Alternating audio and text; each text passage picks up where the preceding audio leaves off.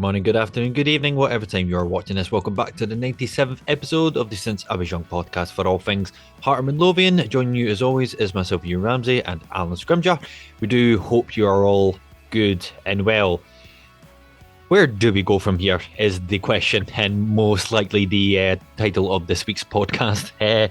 Obviously, we're going to be going through the action from this week or last week as it were. Obviously we had two games throughout last week, with a narrow-ish win against Livingston at home just on the Wednesday past there, and a 3-1 defeat, of course, to the Rangers in the semi-final of the Scottish League Cup. Where does Hearts go from here? Where does this leave Naismith? Will the board actually act? And will the very boring shit show continue for the Heart of Midlothian? That's pretty much what we're going to talk about on this week's podcast, and of course a look ahead to the away clash against Motherwell next week before we head into another break. So yes, that's going to be our podcast for this week. So as always, guys, we do hope you enjoy. And of course, as well, if you haven't subscribed via our YouTube page for the Since I Was Young podcast, please think about subscribing. And if you want to get in contact with us just to talk about how shite Hearts are at this moment in time, please feel free to do so. All links will be in the description and on screen as always. So we do hope you enjoy. Just as a I was a warning as well, Alan has got a very sensitive voice, let's say, from larding it around in Loch Lomond at the weekend. So please bear with him if he has to talk quite quietly. So, but nonetheless, we do hope you enjoy. So, Alan, as I said there, you probably had a better weekend than most Hearts fans. But I'm going to start off with the biggest news of the week as it broke out. Craig Levein back in the top flight for St Johnstone. Fantastic. As soon as we talked about it just at the weekend as well. Me personally, I genuinely don't have any hard feelings towards that man. Of course, when he left the club back in 2019 or 2020, it feels so long ago. I don't actually mind him. He's a very, we wouldn't say strange man, but he's got a very dry and cut sense of humour. Some of it can be banter. So, what was your thoughts to Craig Levein returning to the top flight? Just think it was yesterday, I think. Yeah, it was it was funny. I was, as you say, I was at a wedding in Loch Lomond over the weekend, as I alluded to in the last episode, and the news came on my phone because, as I said last episode, I was constantly refreshing my phone, looking at scores, which I would have done. Don't get me wrong, it was a fantastic wedding, but it can't take me away from football for too long. Absolutely not. But yeah, the news came through, and I just laughed. It was bizarre. Fair play to him for jumping back into it. Aye, of course. I didn't expect it. I thought that was the sort of job that maybe had Robbie Nielsen's name written all over it. But aye, no, I think he's knocking on a bit now as Levein as well. But he's obviously still got the hunger for it, and St Johnstone are not doing relatively well. I think they're bottom of the league now, so it's a big challenge for him. But he's taken Andy Kirk as his assistant as well, which I thought was quite funny. But yeah, no, like you said, I don't mind Levein. I'm quite a fan of him. I know there were some Hearts fans that didn't particularly like him, but the man did literally everything at Hearts that you could possibly do. Completed every job. That he could have possibly had. Didn't do all of them particularly well, but was all great in most of them. So yeah, it's a strange one though. They've given him a 3-year contract. I thought that was a bit weird. I thought it was just like we're bottom of the league, get us to the end of the season and try and keep us up sort of thing. But 3 years seems a bit interesting. Hmm. But Well, fair we play. will. I We play them in a few weeks, so we'll see how that goes. interesting. Was it? I'm sure was it if he keeps in Johnson up, he'll be back in the Hearts dugout in no time. So yeah, all the very best to him. Now we can get back to reality now. So yeah, Alan, obviously, like pretty much how we said it last week as well on the podcast. Like we thought, you know, Naismith's kind of time in the hot seat. It looks to be like no doubt it will come to an end at some point. The question is kind of when. Even though we won during the week against the like against Livingston, yeah, it was a very kind of the comfortable win, but like in that same sense, it wasn't like kind of overly convincing as well. Like obviously, the Livingston themselves have not been in like the great form. Like we did dominate like most of the match as well, but like again, it wasn't like a very over convincing win like for us. So for me personally, I didn't feel like that kind of bought Naismith time. Like I only felt as if like okay, like it was expected. Like for throughout the first 20 minutes, like you find I kind of thought right, okay, this has to be a win. Like or like we're in like really big trouble. But then Yeah. obviously as soon as it came to as we're recording on a Monday from yesterday from the semi final, we offered nothing. I thought there wasn't much like there wasn't really much the confidence in the actual team. I don't feel as if we as a team were a threat at any part of the actual game, like compared to when we last played the Rangers at Ibrox, which was a much more the better display.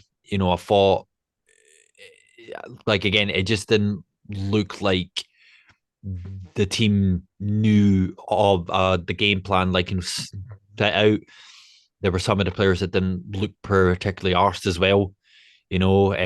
Obviously like a very defensive starting lineup, and in terms of the formation as well. So just in your view, Alan, where's your head at? Where do you kind of sit after these two games, like and where do you think Naismith is at in terms of how much time he's got left in the actual job?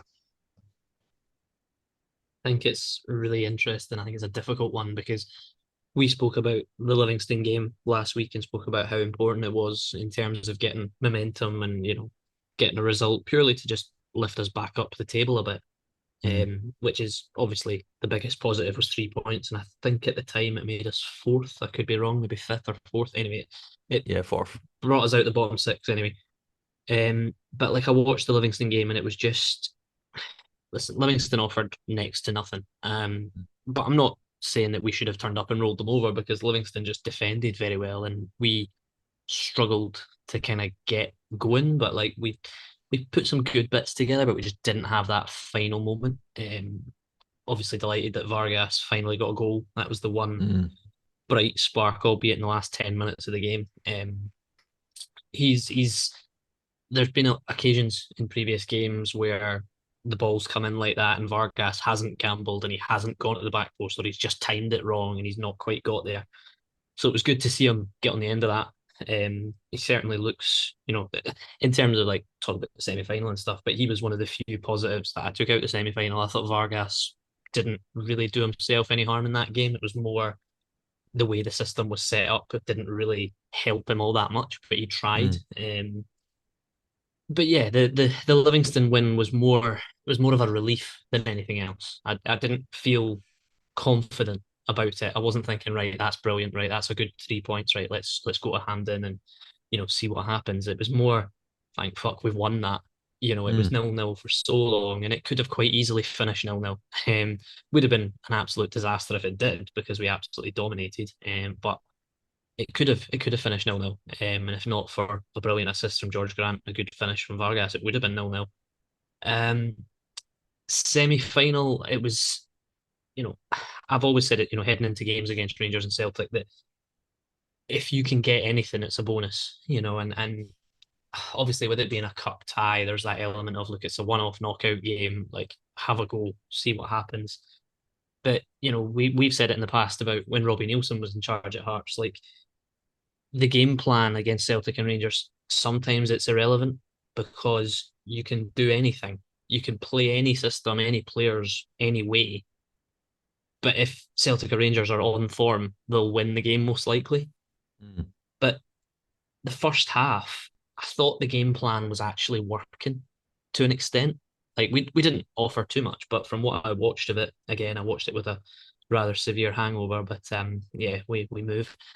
Um, in terms of team selections and stuff, when I saw the lineups come out for the game, I saw Toby Sibbick at right wing back, and that instantly had alarm bells. As much as I am a Toby Sibbick enjoyer, as people know, his his confidence and form has fallen off again, and he's not a right back. But it's not his fault. He's having to play there because we've got nobody Mm. else, nobody fit that can do it, other than Alan Forrest, who I thought should have played in there. For the pure and simple fact that Alan Forrest has been on form. He was October's Player of the Month um, for Hearts, which was amazing. As a Alan Forrest enjoyer, I very much enjoyed that. But yeah, to have him out was a bit of a surprise. The other bigger surprise, and the one that I think probably cost us a lot more, was no Cammy Devlin in the midfield. As much as I like Benny and he's getting back to something, he's still not fully there and he's still inconsistent. Neuenhoff wasn't particularly brilliant. George Grant, I understand why he played, but I think not having Devlin in that midfield is a massive hole because he's the wee aggressive one. He's the one that covers the ground and gets the ball back, and we just didn't have that. Like, and as much as I said the first half of the game plan worked, we didn't really lay a glove on Rangers for 90 minutes, not just 45. Um, so that was a concern. Then obviously, I'll just jump straight to it. The second half started and we give away a penalty, which, penalty to Rangers and us making an individual error is hand in hand. If you could have written the script before the game, chances are that would have probably been a way you would have said Rangers would have scored. I don't know. I've seen lots of different people say lots of different things about the penalty, but to me, it's an absolute stonemaller. It was I a know Xander penalty, like yeah. Clark's, yeah, I know Xander Clark's going out and he's trying to narrow the angle. And I saw somebody saying that the Rangers boys throwing himself to the ground before the contact's there and all the rest of it. And maybe there is an element of that, but I'm sure even Shanklin said it, that he didn't think there was enough in it to give a penalty and all the rest of it. But again, we've said it so many times. If you give a referee an opportunity to give a penalty against you, Mm. chances are you're going to get it given against you. And that's what happened. It's quite interesting though, obviously. Sorry, just one last one No, no, before I no, give you it please. back. Tavernier, I didn't realise that Tavernier had never scored against Hearts until the last two games. And he's got three in two games now. I know, So, and I believe, for like, a sorry to interrupt. Like, I think during no, no, you the go. the commentary as well, like, I mean, I think it's actually quite a remarkable stat as well. Like, for Rangers since he's been there for a right back, I think that's his 110th the goal as well, which I thought like can Yeah, I was prepared. I was a play to him as well, but just yeah, to kind of talk about not like about the penalty incident itself, but you know there was a bit of chat as well, like after the game as well, because I've got that bad habit from you. Like as soon as the game ends, like I'm straight onto like onto Twitter. Um, there has been, and to a certain extent, I can kind of agree with it. So I thought last year when Gordon was out injured, and I thought when Xander Clark came in, like you and me both agreed, right? Okay, good, safe a pair of hands. He didn't give me the kind of vibe where like like he can be like a risky number two. Like I thought he was like, all right, okay, like a good steady. Like he's done well for St. Johnson as well when he was there. So I thought, yeah, good. I thought he did well. Like when he came in last season as well. Like some had the good saves, some good performances as well. Um, but just to kind of pick your brain, like throughout the start of this season in particular. Now I don't know if it's just because I actually think this, or it's a case of like I just want the Gordon to come back. But do you feel as if you know Xander Clark's performances in terms of goals conceded as well?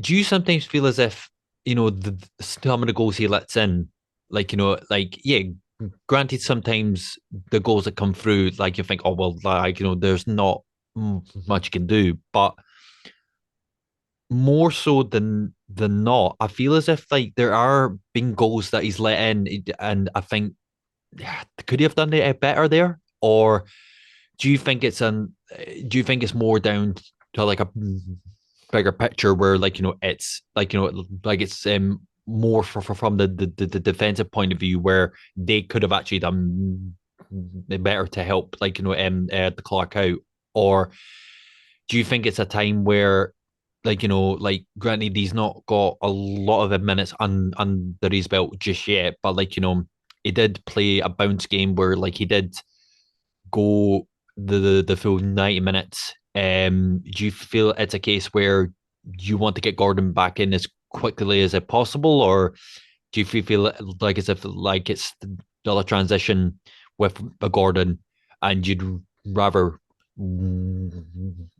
where the waiting until he was more like a kind of fit, or where are you sitting with that? I like Xander Clark. I don't think he's a bad goalkeeper. I think he's No, no, no, no. the the biggest negative of Xander Clark is that he's not Craig Gordon. That's literally it. Yeah. But yeah, I agree with you. There are some things that when I watch him, I think could have done that better. I think prime example of that is the free kick goal that he sets his wall up and doesn't cover the other side properly and kind of leaves it open. So it's things like that that you watch and you go, that's avoidable. Just take time and think about things. And as I say, I like Xander Clark, but I think we could fall into that category of don't bring a player back too soon who's been injured just because you're Mm. kind of hoping that they're going to come in and be better than what's already there. Yeah, We've had history of that. Halkett came back too early, got injured again. You don't want that to happen with Gordon because obviously he's just had a really lengthy injury, which could have been longer than it's taken him to actually come back, to be fair. of course. But yeah, I think Gordon will come back in when he's good and ready to do so. And I think that's the thing. But as I say, I don't have a problem with Xander Clark. I was happy when we signed him, considering, No, he'd of been course. number one. He'd been number one at his previous club for years and was obviously a very good level of Scottish League goalkeeper.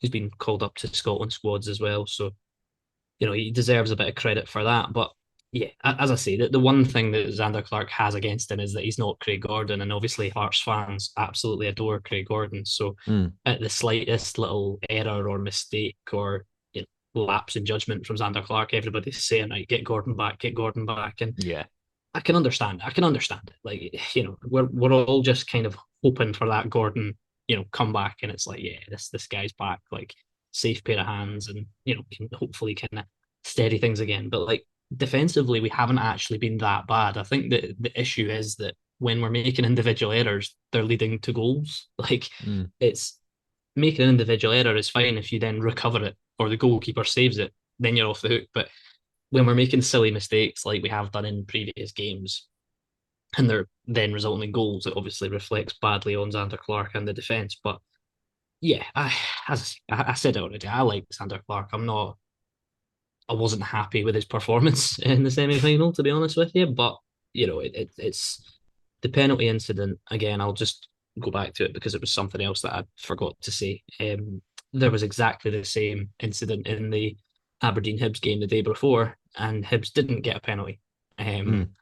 And it was a very, very similar incident where the Aberdeen goalkeeper has his arms out and I think he might just get to the ball. I think that's what kind of made it not a penalty. But you watch it again and again, and it does look like the Hibs boys, had contact and gone down. So these decisions can go against you. But it was a penalty for me. You know, I know what Xander Clark was trying to do, but he didn't have to do what he ended up doing, if that makes sense. Yeah, no, man, of course. I mean, got to kind of go to some of the notes you said there after the penalty as well. Like you're not playing Devlin, not playing Ed Boyce as well.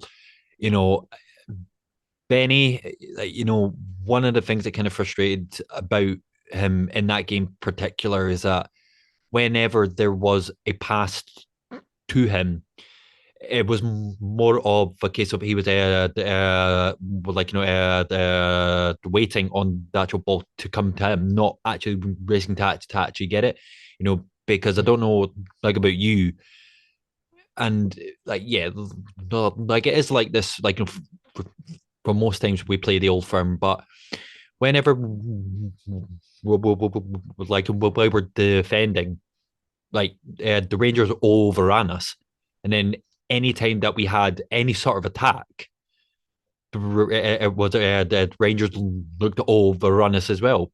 So like I don't know where the problem lied, like in like in terms of the tactics of that game, where like because they couldn't play our usual game of it playing it out from the actual back, because anytime that we had a goal kick, like they knew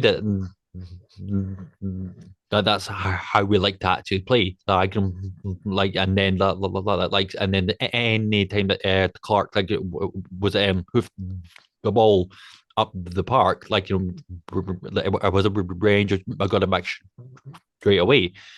Um, so that like, and that happened very early on. So even from the first 10, I didn't feel like too particularly confident. Even though we got to the first half, like with no goals, like it just seemed kind of inevitable that Yeah. Rangers were going to go on and win. And obviously, like you can't take anything away from the free kick that Tavernier scored as well. Like I thought it was well like sort of tucked away. Like Yeah. no complaints there, and from Scott Wright as well. Like I thought he took his Yeah. goal quite well. Like so Yeah. again, like we I don't think we can to complain too much about that as well. Um, again, like I'm going back to another penalty in as well, which was again fucking crazy as well. But you know when we did eventually get our penalty, you know, again, like we're always going to be better, like like in terms of like what actually happens as well. But I thought it was ludicrous, when Kingsley got fouled, you know, just thinking about it from a pragmatic view, the Kingsley knows that he has a yellow card. At that point, I can't even mind when the penalty was scored. I think it was at what, like 70, 75 the minutes. So, and you're Something like 3 that. 0, aye, and you're 3 0 down at that point, like against the Rangers. So, chances are, like the game's gone. So, what reason have you got to dive, right?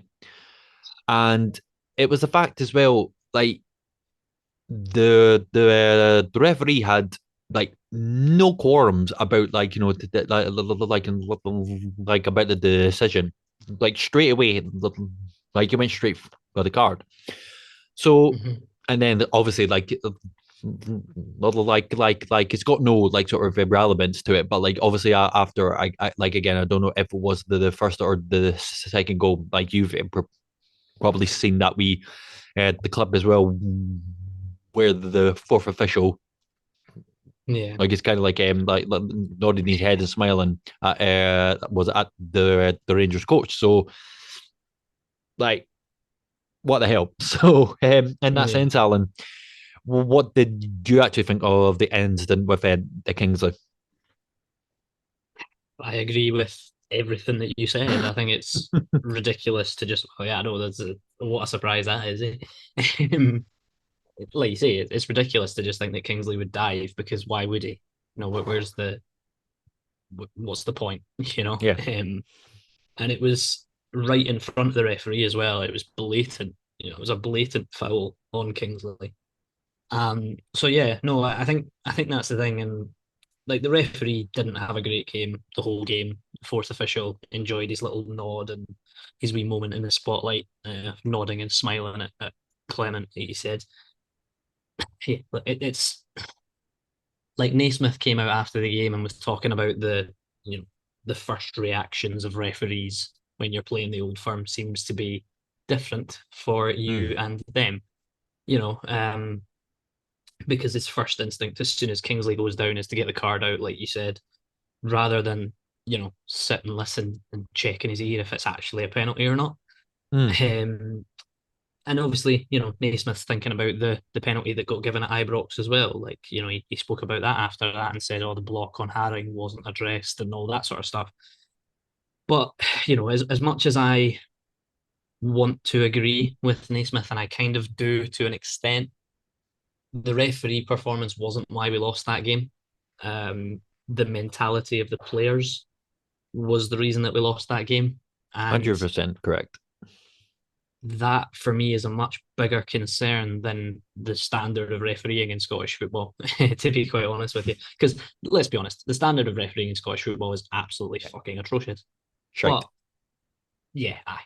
But the mentality of the Hearts players to yet again just fall apart, Mm, concede one goal and just fall apart. It's I was listening to something earlier on from the Hearts Standard. It was Joel Sked. He did a video about it. And he basically said, the last few weeks we've been giving away goals, very, very quickly, one after the other. The Hibs game, it was 2 goals in 2 minutes. Against Rangers at Ibrox, it was about two in 5 minutes or something. yeah. And then obviously the semi final, the goal came quickly after the penalty as well. So it highlights a real mentality issue, and I don't like that. You and Joel said it as well, and I'm sure people that listen to this have probably watched that as well.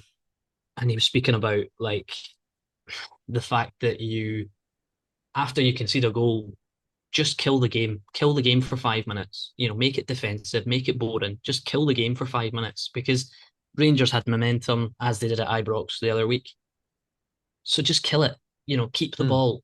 Just play anti-football. I don't care. Just keep the Aye. ball and don't do anything stupid because the Rangers obviously they scored the penalty. They were high. They were bouncing. I think that was the first time I heard their fans the whole game in the replay that I watched. Um, and yeah, like you don't want to invite more pressure, and we just seem to do that. And it's as I say, the mentality is a massive concern, and that's the one thing that I'm putting at the door of Stephen Naismith and saying, right, you know, what are these players being told? Because whatever they're being told, they're clearly either not doing it or what they're being told is the wrong thing. Mm. And that So, again, that's a big concern. yeah, no, mate, exactly. So, in that same sense, as we said at the start as well, where does that leave it? I was in Naismith then because, just to use like a couple of examples, like, both Rangers and Hibs acted very quickly. Um, like, at the start of the season, where like, Hibs got and, the Gubbery in, obviously Rangers with the Clermont as well, and you can see that there has been some sort of an improvement there. So, like, again, from your point of view, how long does it actually take until the board actually acts on it? Because like we spoke about this yesterday after the semi final. For me personally, you know, I don't see it getting any better. For all as much as if we've got beat one game, then the next week we actually win. It's almost as if, like, not that it takes the pressure off, but I'm not seeing any like sort of the visual like in improvements in the actual game or the squad, like that we're putting out. There doesn't, there's not throughout once this season has there been one display of that was a fantastic game. We played brilliant. It's always been a case of if we've actually had won, most times like the opposing team has been shite.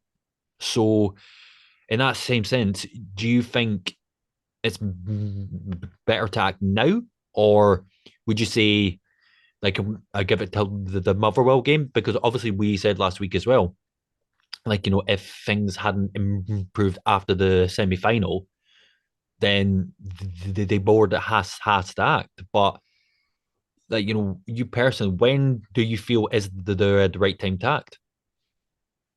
Well, I think the board should be having conversations at least, and saying, right, this experiment maybe isn't going to work. What we're going to do next? Because and one of the biggest things that I'll hurl at the board was they didn't want to sack Robbie Nielsen. They didn't No, want to have to sack him, but they sacked him due to pressures that built up and obviously the background stuff with certain players, and obviously fan pressure and stuff. But the board didn't want to sack Robbie, and they won't want to sack Naismith either. They won't. And I said this on Twitter yesterday or this morning or whenever it was. I feel like Stephen Naismith has been given assurances that he's got this season. Like I don't know really? why, but I feel like he has, and I feel like maybe it's just the way I'm reading him and the way that he's talking. He doesn't talk like a manager that's under pressure from people above him. And I've said this before, every game this season that we've been underwhelming or below par, shall we say, he's never once that I can remember come out in a press conference and said, "Yeah, I got that wrong. I made a No. mistake. It was on me." It's there's always something to blame, be it a referee, be it individual errors. And yeah, listen, the players are letting them down to an extent, and that's what I said about the mentality. It depends on who's driving that, and whether the players do truly believe that they can play how Naismith is asking them to play. I don't know, but I hope the board do something. I hope they at least have him in and say, right, this isn't looking great.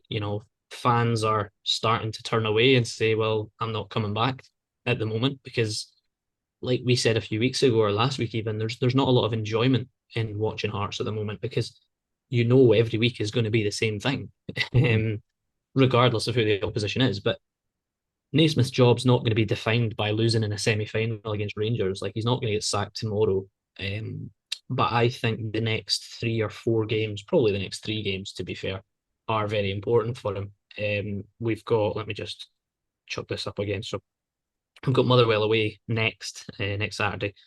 Then we've got the return of Craig Levein, St Johnstone at Tynecastle on the 25th of November. So that's after the next international break. And then we play Kilmarnock away at the start of December. Um, I'd be looking at those 3 games personally myself, and people that know me and have listened to this and spoken to me, etc. They all know I'm very much of a patient kind of person. I like to sit on the fence. I like to just sort of assess everything and make a judgment on that. Mm. But if the next 3 games, if we don't get 6 or 7 points, I think questions need to be asked. And I'm not saying that to kick it further down the road and say, oh, we'll deal with it in a month or whatever.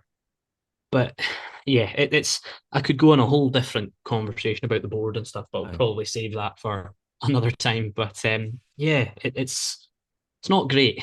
It's not No, great at the moment. no. And you're right. What you just quickly before I give you it back, you're right. What you said about Hibs and Rangers kind of acting quickly, but at the same time, we have to remember as well that Lee Johnson was at Hibs for quite a while. Um, as was Michael Beale. They did have decent tenures, like they were there for a little bit longer, maybe than they should have been. But both those clubs acted this season and said, right, this isn't going to get any better. We gave you a summer to do something. We don't look any better than we did last year. So cheerio, thanks very much, cheerio. I don't want Hearts to turn into a club that sack managers every year because we don't need that. So to the extent of that, I hope that Naismith can still turn it around, but the hope is slowly Ryan, dwindling because Torch high and mighty, aren't you? I just, do you know what? It's one of those. I don't want us to be that team that just overreacts and sacks managers for no reason. But there are reasons that are mounting up for Naismith to be under a bit of pressure, and I think he should be. But like I said, I'm not sure he is from board level, and that is a failing at board level if that is in fact happening. Right. So in that same sense as well, Alan, even after those three games, like from what you just said there, do you think if we don't like accrue at least 7 points, you would you say that the questions have to be asked, or do you think you would want the board to actually act? Like I know you're saying like you're a kind of like you like to like assess things and see what the actual bigger picture is, which is right, like as well. But unfortunately, we're one of the most ficklest clubs I've ever known. So obviously, there's going to be a lot of like fan like unrest as well, like in that point as well. So, and obviously, you have to take into consideration as well that if we don't get at least 6 points, we could be sitting like in the bottom six as well. So obviously I know where I would stand in terms of, for me, if we don't get a result like against the Motherwell away in the next what was like this week, then if it was me personally, I think you have to bite the bullet, like and say right, like it's not worked. Like yeah, like we took a gamble. Obviously every coach is like a gamble, but like in that same sense, like the experiment's not worked. It was like thank you very much. Then we was it move on. But for you personally, do you feel as if if we don't get those points, is it the questions that have to be asked, or do you feel that the board have to take action on that? I think they should be asking questions now, not based off of a defeat against Rangers in a semi-final, as I say, because we don't beat Rangers at Hampden. We don't beat them really anywhere, to be honest. Mm. So I don't think Naismith's job is at risk because of that. But I think the next, like I said, the next three games are games that on paper are winnable, despite the fact two of them are away from home.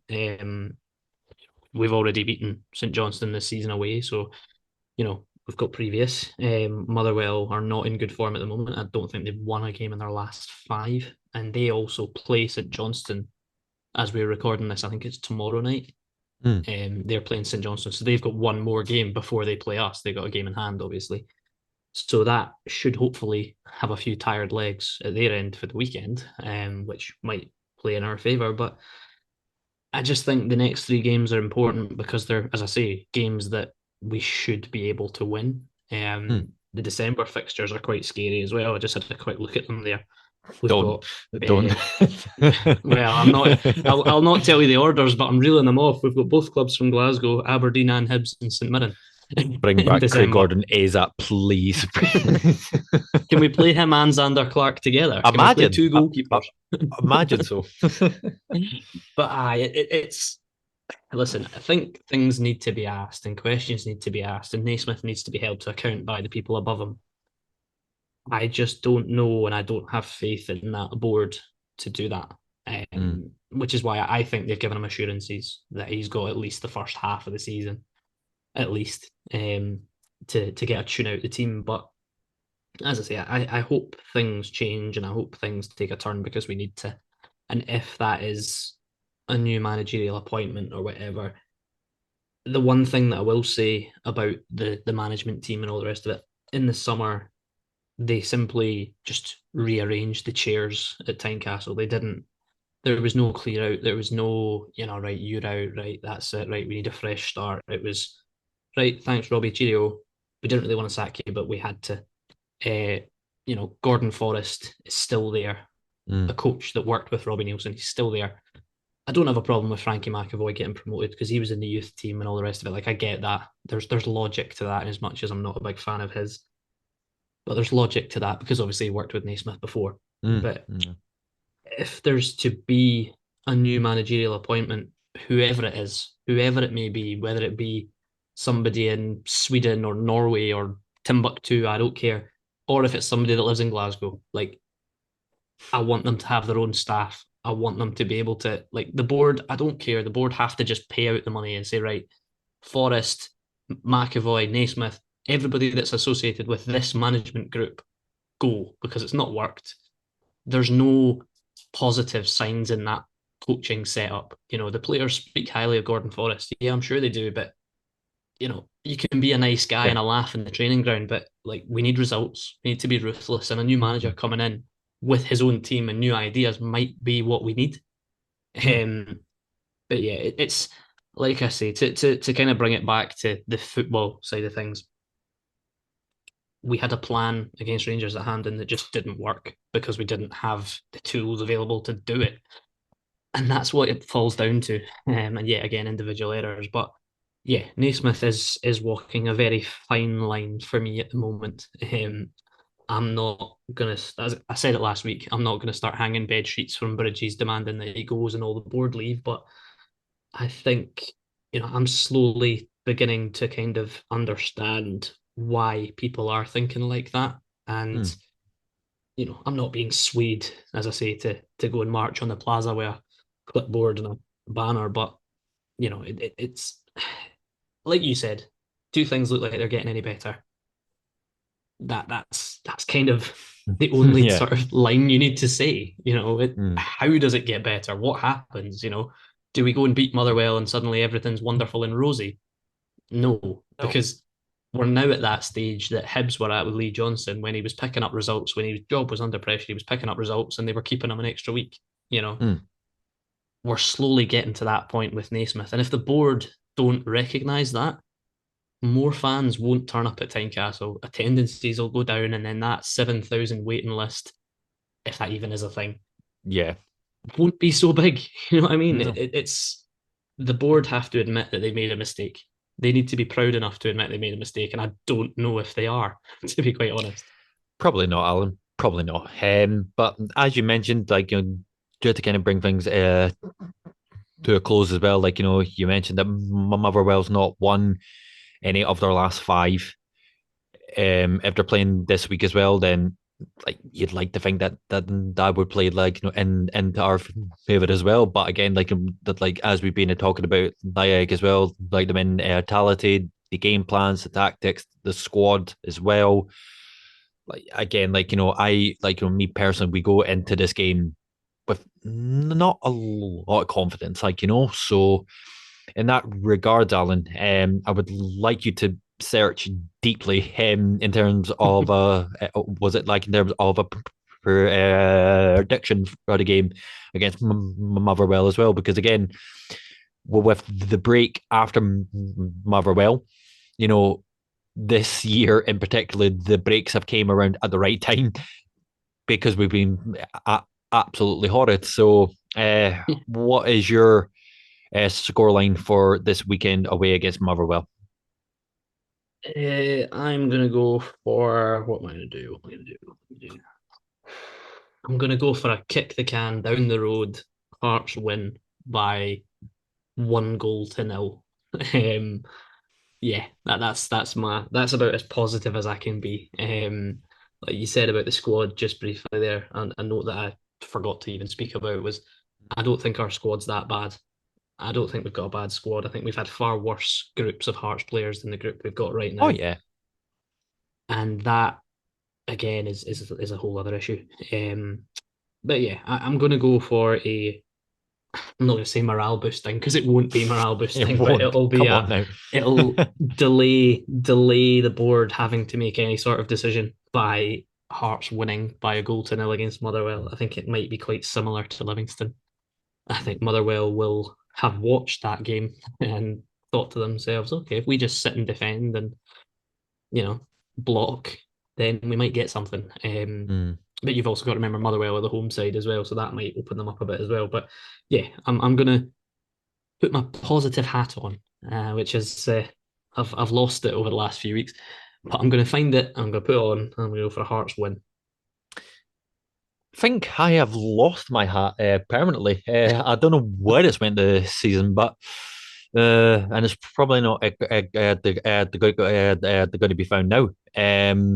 Again, my thoughts are pretty much the same as what it was when we were doing our predictions for the Livingston game. I think like even if we were on form, we always say when we go to the grounds uh, like um like Motherwell, you know, to come away with a draw, it's not actually a bad result, but at the same time, just where we're at just now, obviously wins have they've got to come from somewhere. But again, I don't think it's going to come from this weekend. And part of me as well is it is because I predicted that we were going to draw on the Wednesday night and we actually won. That's all that as well is a part of my thinking as well. So I'm actually going to go for a 2-2 draw at Far Park. I think just judging on how we've been was playing, and obviously Motherwell will want to pick up 3 points from somewhere. As well, judging by their their score lines throughout the last 5 games as well. So yeah, I think I'm going to go for a 2-2 draw. Where these goals are going to come from, I have no idea. But I've I'd just like to. sorry Sorry, to go on. interrupt you. Actually, I've just looked back at Motherwell's results, and do you know who the last team they beat was? Let me guess. Let me guess. Aye. You don't even have to say it. We'll just leave it there. A good about a stopping point there, Alan. But on that note as well, we would love to hear what your thoughts are as well. What your thoughts are from this last week as well. Do you see any improvement under Naismith soon? What time will it actually take for you the fans as well to actually say no, this has to end, and a thing I would like to put out there, and I'm sure Alan will pop up as well. If there is anyone in particular, who would you like to see in the hot seat as our as our main man Craig Levine is no longer available? Who are we going to get in? Hopefully, I mean, Ken, I wouldn't actually be surprised, and it wouldn't shock me if we did get rid of Naismith. Ken, I wouldn't actually be shocked if they got in. What's the name? Was it Liam Fox? And I would Yeah. not be shocked. Genuinely, Yeah. I would not be shocked. But Yeah. stranger things have happened. But and in that same sense, thank you very much for watching this week's podcast. It is obviously very appreciated. And as always, again, if you have subscribed, please think about subscribing via the YouTube page. And if you want to share your thoughts as well on our socials as well, please feel free to do so. And for all those making the trip through to Motherwell this weekend, we do hope you have a good one, and we shall see you in the next one. So from myself and Alan, you all take care. Bye for now.